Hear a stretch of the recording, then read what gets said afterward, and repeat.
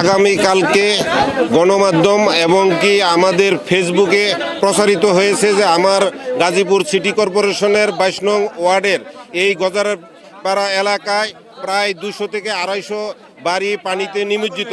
আমি ফেসবুকে দেখে তাৎক্ষণিকভাবে রাত্রে 12টার সময় আমি আমার সিটি কর্পোরেশনের কর্মকর্তাদের সাথে আলোচনা করে আজকে এখানে আমাদের লোকজনকে, আমাদের এই যে ক্ষতিগ্রস্ত পরিবার তাদেরকে খাবারের ব্যবস্থা করার জন্য নির্দেশ দিয়ে আমি সেগুলো রেডি করে আমি এখানে নিয়ে এসেছি। আসতে আমার এই জন্য একটু দেরি হয়েছে, আমি সকালে হয়তো আসতে পারতাম।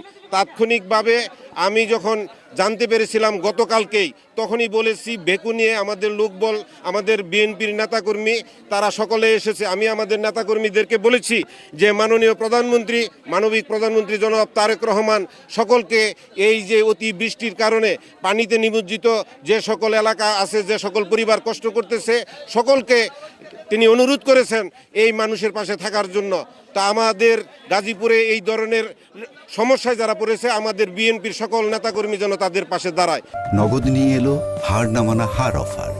সর্বনিম্ন 10,000 টাকা রেমিটেন্স নগদে পাঠালে থাকছে স্বর্ণের হার জেতার সুযোগ।